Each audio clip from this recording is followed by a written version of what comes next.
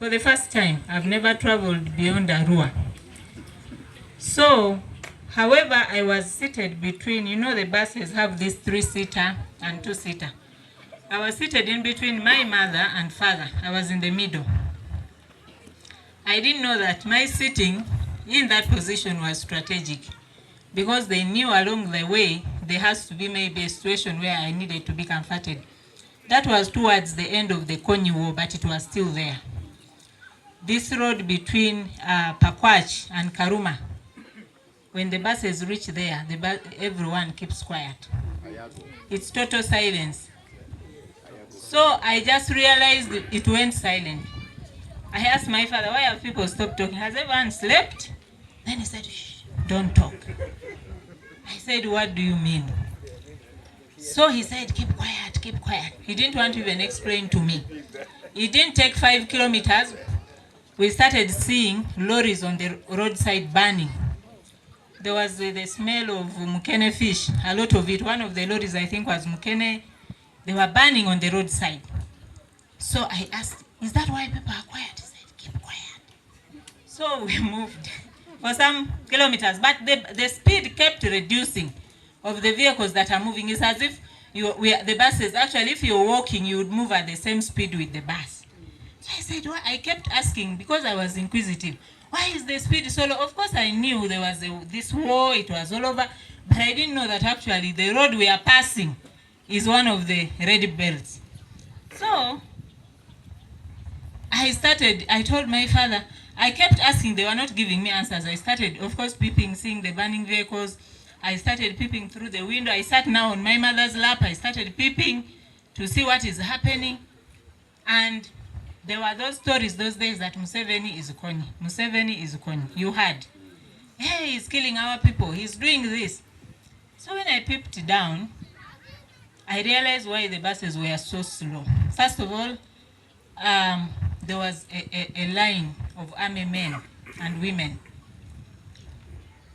just besides the buses. I imagine there was also on the other side, but I could see on one side. It started raining, and they were moving besides the buses, sort of giving like they are guarding us. So I looked down, I kept looking at those people. The rain kept intensifying, and I would see people move. They reach somewhere, they remove their gumboots and pour out water. And they kept moving beside the buses. Then I told my mother, who are these people? Because my father, the questions I asked, he couldn't answer. My mom said, these are the soldiers. I was scared. I said, is this Konyi? Have they abducted us? I said, no, these are the soldiers of Museveni. I said, so they are guarding us from being attacked? He said, yes. When we passed the other lorries that were burning, it was because of Konyi. So these ones are giving protection to the buses. So I asked my mother, so Museveni is not Konyi? She said, no, now this is Museveni protecting us. So from that day I told my mother, I want to be a supporter of Museveni. I want to grow up and tell people the truth. So people don't pass here and see that the army is actually giving protection. So when we reached Karuma, finally, it took a very long time. Actually, these days we drive this road like 1 or 2 hours between Karuma and Pakwe, but it took so long, like 6 or 7 hours. So when we reached the other side, I realized the convoy was so long. There were these big vehicles, the tanks, the different types of armory. But the soldiers were so wet, carrying very heavy things. And my mother said, these are Museveni's soldiers. So that day I said, oh, so this is propaganda. But I didn't know that time what propaganda. I said, oh, this is really, people are lying. So from that time, that's how patriotism entered my heart. I kept asking myself, how much do we even pay these people? We can't pay them enough to do what they are doing. We are comfortable in the bus, even if it's moving slowly, somebody is in the rain. That picture of that gentleman removing the gumboots, pouring out water, kept sticking in my mind. Once again, let's clap for the men and women in uniform. Thank you for serving Uganda. Thank you for serving Uganda, and thank you for loving your country. I come from Koboko. Right now, just go to Oraba. the border of Uganda and South Sudan. Koboko is on the higher side. So when you peep to South Sudan, you will just see it's a lowland. You will see a ghost town. Buildings, trees have grown into the buildings, a deserted town, full of business, but no people. Of course, which business thrives there is smuggling. But on this other side of Uganda, it is full of life people. We are sleeping safely. Even they told me those who work on the other side, during the night they are sleeping in Uganda. That tells you that it is not about how long somebody has stayed in power.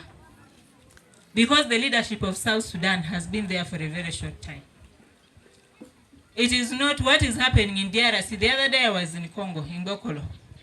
We went with our LC5 for a Kakwa event there. The Kakwa community of South Sudan, Uganda, Congo. They invited us to DRC. The road was terrible. Those people have never seen tarmac. These people from this side of Eastern DRC, they've never seen tarmac. They are using Ugandan currency fully. I went to buy kitenge in the market and I told them, now maybe can I use dollars or what do we do? They said, no, give us Ugandan shillings. And I saw everyone was busy transacting in Ugandan shillings. We don't take that for granted. We thank His Excellency H.E Kaguta Museveni for the strategic leadership. For the strategic leadership he has given this country. We don't take that for granted. I want, most of the things have been said. It's just going to be an emphasis of what I wanted to say. This West Nile here, I think it's one of the few regions in Uganda, if not the only region, with so many different languages. Different languages. And we know what that means. That sometimes we take tribal differences serious. For us, the tribe comes before even religion. When they say this one is a Catholic, we are Catholics, okay. But now among the Catholics, if they are Kakwa Catholics, Lugara Catholics, the Kakwa Catholics will first take themselves aside. But we are thankful Mzee Museveni has been preaching against politics of identity. Identity. I am Lugara, I am Kakwa, I am Muslim, I am this, I am that. That has slowly gone away. We can have Brother Atima now, who comes originally from Maracha, contesting in Arua City.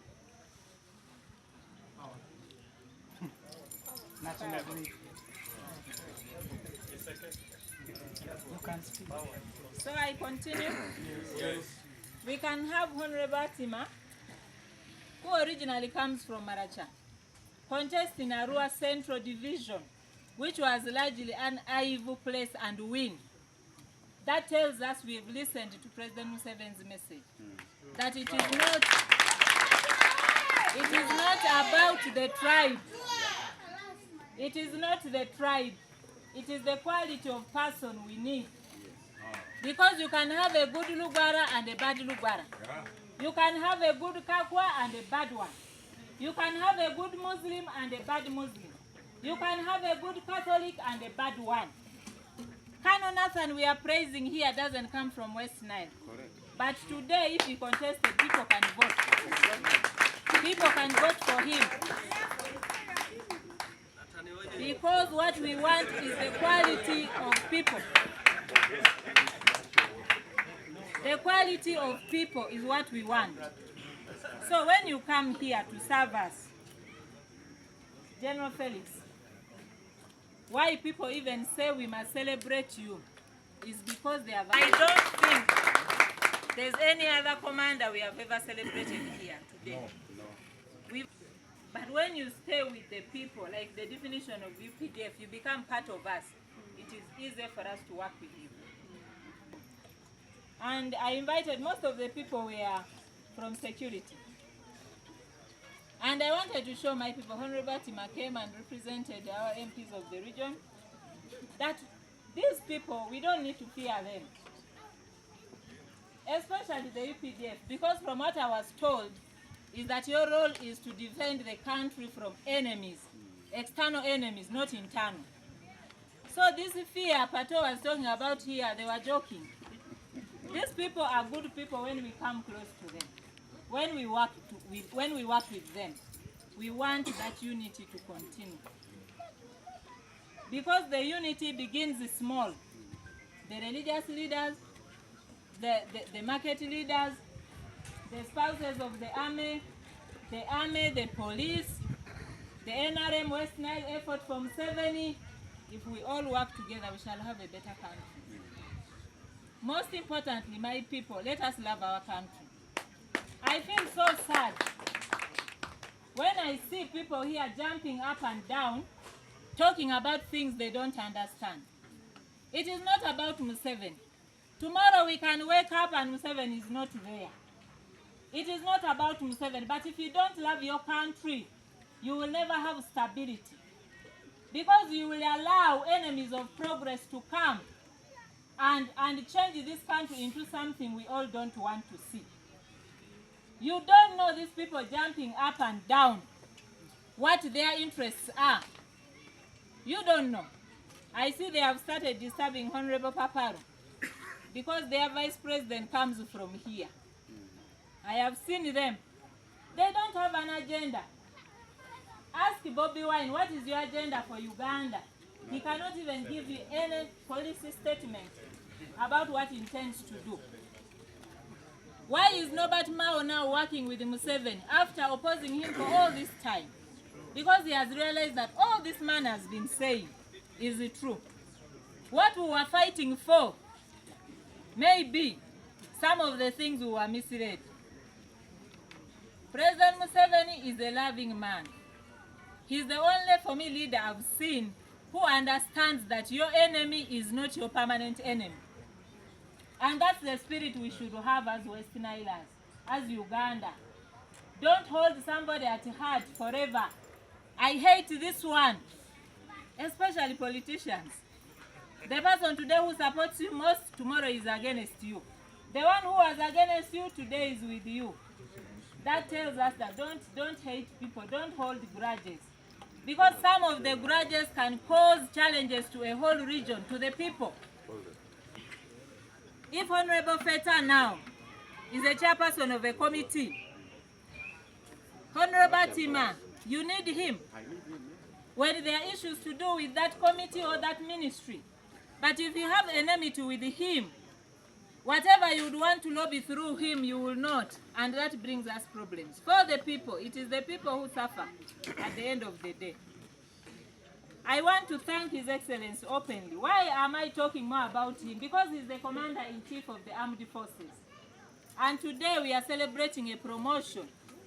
Somebody, he has appreciated the work he's doing in the northern region. A region that has been plunged in war, but His Excellency fought hard and removed this out of it. I want to tell you that even those mistakes in the past, those thinkings are put in our heads as West Nilers or Northern Uganda, that Museveni is bad, we have come to believe that he's not. Because all the wars he was fighting was not started by him. The West Nile Bank front was started here by our own sons, daughters, our brothers, sisters in the region.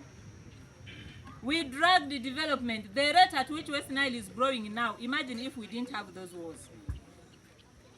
We dragged the development of the region. Northern Uganda, you've come to believe that Museveni is not Kony.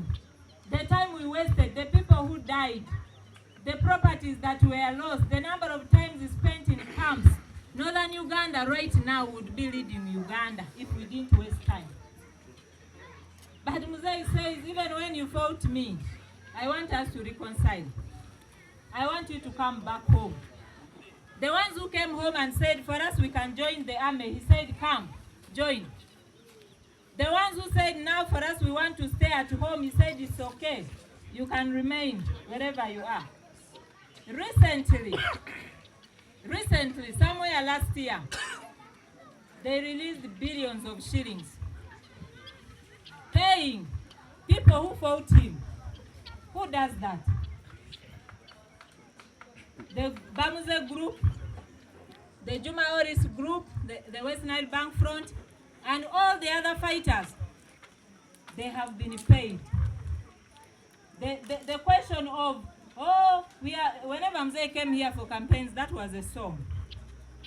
That was a song. We ex-servicemen, we have not been paid, we've not been compensated, they were compensated. If it were me, I would even say, don't pay the fighters, pay the victims of that war. Because there are people who suffered the effects of that war. LC1s, because they were our own people here. You are LC1, you are marked to be working with the president. Many LC1s were shot and killed during that time. Many people who worked with the government were shot and killed. For me, I think now the strategic guidance we can give His Excellency is that where are these families? Where are these children? All these people who were martyred.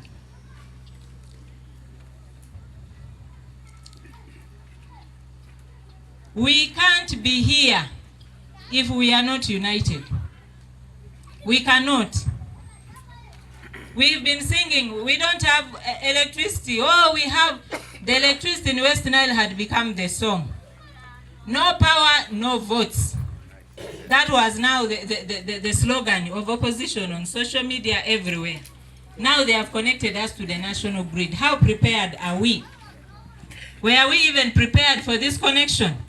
Recently I had people complaining, now the power bills are high. I said yes, because there used to be load shedding where you were paying, you know, in a month if you have power for 20 days, now you're going to have for 30 days. Of course you will pay more.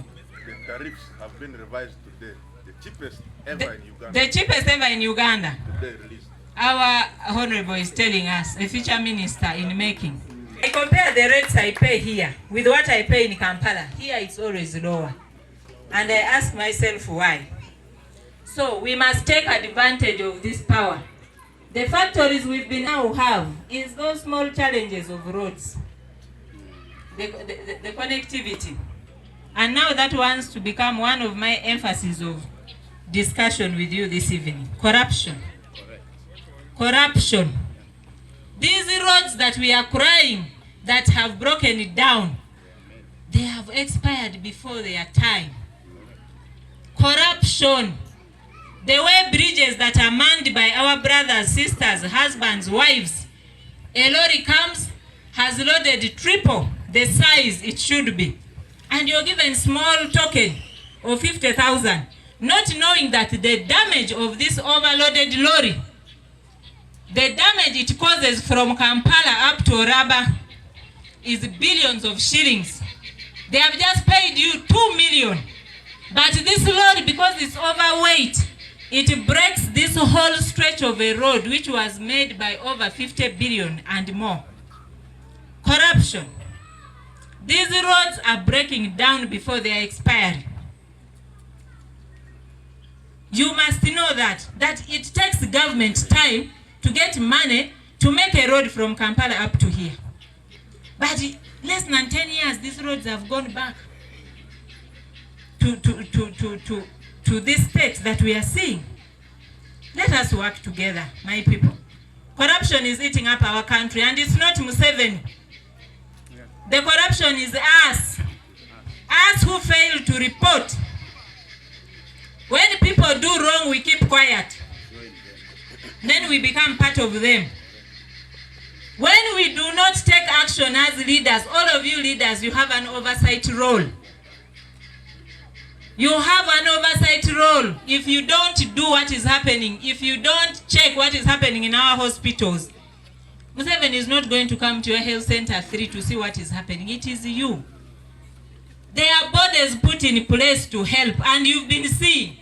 When you report and evidence is brought against those people, action is always taken. Let us stop shielding corrupt people.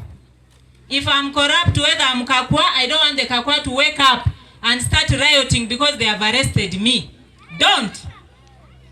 I started a war recently on corruption. And you know they like fighting back. To smear as if you're the problem. Me, I don't care. When I'm doing the right thing, I will do it. And all leaders in West Nile, if you fear, tell me. Me, I don't fear to lose votes because I was voted by President Museveni, and that's it. You pick an ambulance that is supposed to take people to hospital, you use it to smuggle cigarettes. And you don't want us to talk about it? You take drugs from hospital, you go and sell in your private clinic. You don't want people to talk about it? There are 3 districts in West Nile now on my radar. And we are coming as the new year is starting. Don't shield corrupt people, whether they are your tribesmen, whether they are what. They don't go to you when they have stolen money to share with you. Because even that sharing would be bad. But they only come to you when they are in trouble. They want to arrest them. Oh, they are persecuting me because I'm a Muslim. Muslims come around me. Don't. Always find out why are they coming at this time. Let us fight corruption. The system, the Uganda that we have put now in the hands of corrupt people, if we allow that to continue, we shall not have a country. Because all the things we are working hard for, the appropriation you're doing in Parliament, Honorable Feta, all that money doesn't remain there. It comes down to the local governments. There is too much rot in the local governments. There is rot in the lower local governments. Terrible. I was in Maracha the other day, a city school where government invested close to 3 billion. The project, when you look at it, you don't even see 1 billion. It is almost a ghost project. And we are protecting those people because they are our sons and daughters. In Koboko, you know, the fight have started and I'm not yet to finish. I was in Obongi the other day. They gave me issues. I don't want to leak because the corrupt people are very good. They will run around and fill those gaps. But I've told you there are 3 districts we are going to panel beat before elections because those are the people causing us problems. When people go and there are no drugs in the hospitals, they blame NRM. But every hospital in Uganda that is government funded receives enough stock for the people. First of all, it is our own people who give records to what they need. Every time you say there are no drugs, the technical people sit, come up with those requests, send to the headquarters and say we need this quantity of Panadol based on the demand we have. We need this quantity of Quatem. We need this. And after 3 days, the drugs are over. They are blaming government. These drugs are brought. The problem is here. Let us deal with the corruption. We shall not have a problem. Whether you change president, if you have bad people among us, whether you change which leaders, we shall never change. And please stop changing also leaders frequently.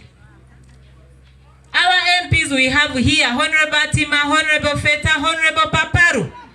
We should stop changing leaders. I know you are also voters. You cannot see how good someone is in 5 years. If we, West Nile, for all the years when Musei came to power, it took about 20 or 25 years for West Nile to start appreciating that, seems this man is a good man. It was in 2021 that Museveni won in West Nile from corner to corner. For the first time. So if we had thrown him away in 5 years, we would have never appreciated really him. Stop changing leaders frequently.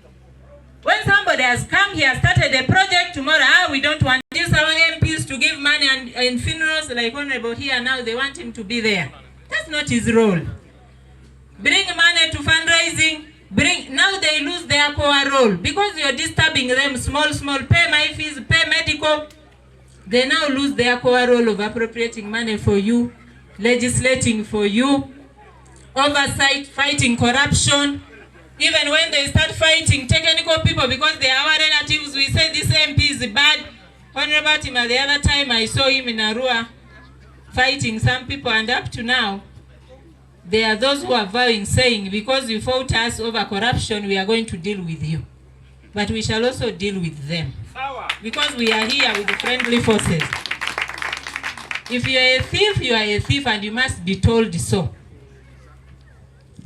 The other scourge we have in West Nile, Afande, where I need your support, is drug abuse. Drug abuse. What you see in West Nile, you don't see it in any region. I stay a lot in Kampala because of work. I only come to people drinking all the time when we visit ghettos, because sometimes we also go interact with those people, you know. But you don't move on the streets of Kampala and you find people are busy drinking alcohol, playing the whole day, doing what? People are working. In West Nile, the scourge of drug abuse. Mairunji, because it's openly grown. Children from the age of 5, they start eating openly. By the time they are 10, 12 years, they have become hardcore marungi eaters. And at that time already, the mental stability, the mental state of those children is changed. Alcohol, I don't know why we have very cheap alcohol here. I see this Kabera circuit waragi, I only see it here in West Nile. I don't know why. Is it because of the Adrico factory? They were banned. But that was a very big problem. Right now, around 6, 7, 8 p.m., move on the road. You see young children, aged 8 years, 9 years, 10 years, drunk, using abusive language, and we watch. I always ask myself, who are the parents of these children? My father would never sleep if he has not seen all his children sleeping. The girls, by 6 p.m., all of you must be home. And it's a rule. You come at 1 minute past 6, it is 1 cane. So all of us were struggling to ensure that we don't get that cane, except when it is school. Or you've gone for darasa to the mosque. Religious leaders, we've lost touch with the community. When I was growing up, we were taught in school, and we also know we have to go for darasa. Children have to go for Sunday school. They have to be taught religion, how to behave. Discipline is instilled at that age. But right now we only preach. You go to a mosque, people are only talking about give back to God and you will receive.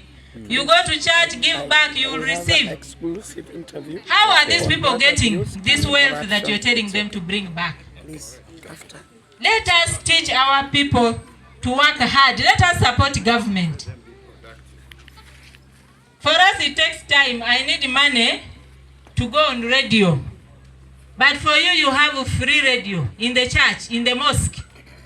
Every sermon, put it in your sermon to talk about wealth creation. Talk about healthy living. Talk about harmonious living.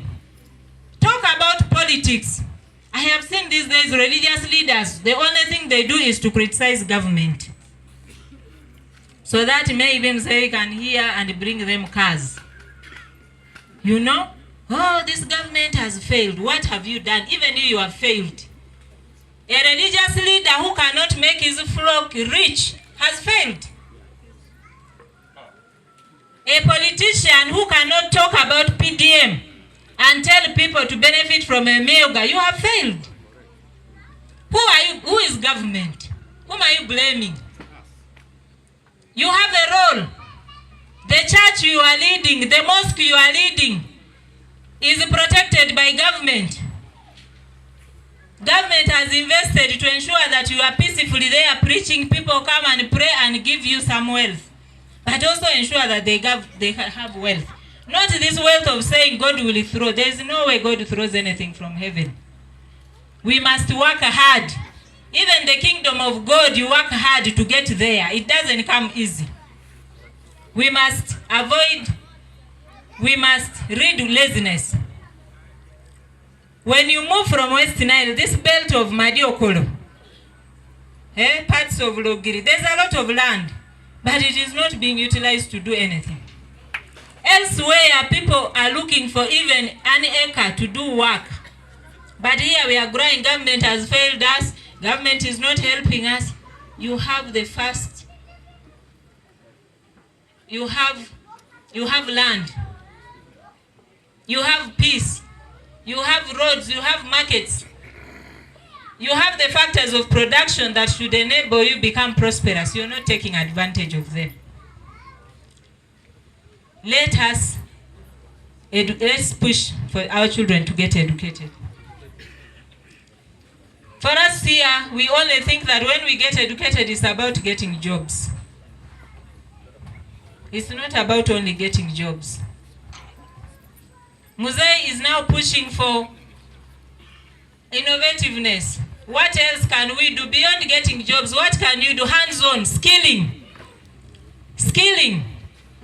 Let's take advantage of the technical schools. Sometimes when I have a few projects here and there are some experts you even have to bring from elsewhere.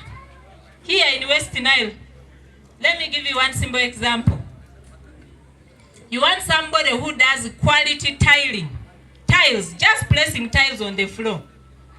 You hardly come across anybody in West Nile. Except they always refer us to Aluru. In West Nile, I congratulate our people from technical expertise in the building sector. I was looking for a tiler. I got somebody, he put tiles, 2 days they got off. In Koboko, they referred another one from Arua, they got off. Then they brought for me somebody from, I think, Zombo or Nebi. And it was a well done job. Things as simple as that. We don't have people. You want pavers, they will tell you if you want good quality pavers, you have to buy from Kampala. Really? Eggs, up to now, we are getting eggs from Kampala. And yet we have naturally grown rearing chicken, local chicken. What makes it hard now to rear this Muzungu chicken? So I want us to be hardworking people. Afande, we came here to celebrate you. You forgive me, for us politicians, we always find, even at a funeral place, we always find where to throw our bombs. Even when dead bodies are there, sometimes they don't want to invite politicians to speak because they will forget that there is a body, people are crying. We start our lamentations. However, I think it is very important for us to have these interactions. Because for me, what it teaches me is that sometimes when we are failing, that we also need another arm to help us. This law and order, sometimes the police is overwhelmed. In Koboko recently, they were fighting. The Muslims, I don't know Muslims of where and where and where, they were fighting among themselves. These are the disunities we are talking about. Yeah, we are in Kibuli. Yeah, we are out in Kampala. And I asked some of the people, have you ever gone to Kampala? Do you know what they call Kibuli?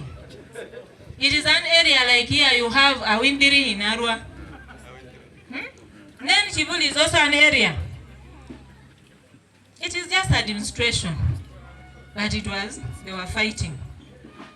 And the police were overwhelmed. The army came in handy. And when the army came in, order has been restored. And as I speak, the army just guarded one mosque for 1 week, I think. Order was naturally restored. Even those who used to come with the stones, when they see army men, and there were only 4 people, became peaceful. So sometimes we need your friendly hand. And during the elections, me, I'm going to talk about it, they fear. We need you to help us. I witnessed some events in 2021 in Buganda. There were polling stations which were overrun by hooligans. When the president every time says, I was cheated, I was rigged, he's not lying.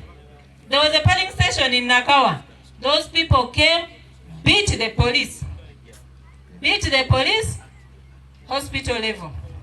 They took over the polling station, they grabbed the ballots, they started ticking, and they said, you must announce. The returning officer, you don't announce, we are going to kill you. Now, I don't want to hear those things in this election. Has over 40,000 polling stations. Even if you deployed the IGP, there will not be enough to man every polling station. We need law and order. We don't want to rig people, but we also don't want to be rigged. Yeah. We don't want people to beat our agents. We don't want people who fight. So come in handy to protect us, even if you're supposed to protect us from neighbors. Internally, when there's a problem, you support us and help us. These leaders, they will become targets of their opponents. You know? Because now you are a member of parliament. When they start insulting you, you're supposed to keep quiet. When you return it, they take it on you. Give protection to our leaders. We've lost some of them during elections. Guard them. If they come to you for support, help them where necessary.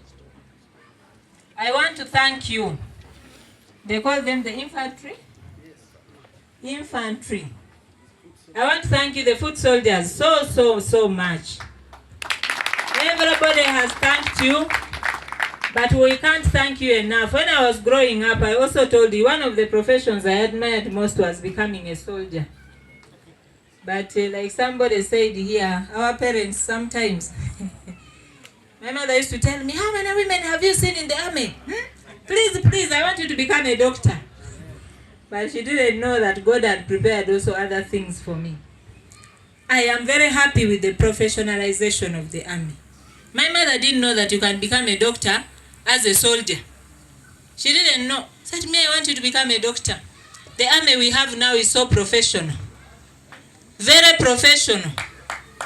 That is why we shall come here peacefully. We shall find you on the streets, interact freely, because now you know how to relate with the people. It is not the days of our fathers what we are being told. So I want to thank you so much. I want to thank our leaders of West Nile. Sometimes we disagree, but we are very united, I can tell you. These people, we work together very well. I want to thank you. I want to thank you, the religious leaders. You have guided us. Sometimes we go astray. Me, I visit all religious leaders. Bishop Andakuhia was telling you, you heard when he said, these days you have not come. I find the time to visit them. They always have wisdom, which we don't have. Afande Nathan, I was very pleased with what I saw here. Where are the women, the spouses of where are they? Come. You know, at the NRM Secretariat, we are working with the spouses of police, the women, in some of the barracks in Kampala. But when I saw what these ones are doing here, I said, I want to bring this here also to West Nile. I don't know if this is happening only in this barracks, but Afande Felix told me part of our mobilizers, but positive mobilization of development, of wealth creation. What we are doing elsewhere, I want to bring it home. I want to work with you. I want you people, you are now, when these men are fighting, you are supposed to be with the wealth creators. You are supposed to look for money, pay fees, buy food for the children, do this, do that. And that's what I want to see you do. We are no longer what they used to call goalkeepers. We must bring something to the table, and that's what makes you important in the life of a man. So I am very happy with what you're doing. I'm going to give you 1 million shillings.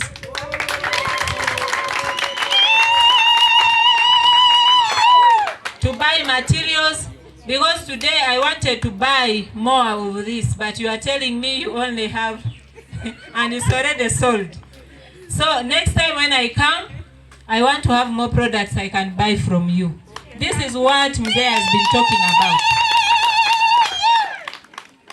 So, before I sit, please. Thank you so much. I've run out of our currency, but I think $300 is approximately 1 million. Okay. Yeah. So I want you to buy materials and do more of this. Afande, thank you for the gifts you've given us. We are going to do our best to be patriotic. We are going to do our best to ensure that Uganda shines in the region. As His Excellency talked about Pan-Africanism, as His Excellency is pushing for the African Common Market, is pushing for a united Africa. It starts with us having unity in Uganda, and then it spreads to the neighbors. We are going to do our best. God bless you all, and safe journey.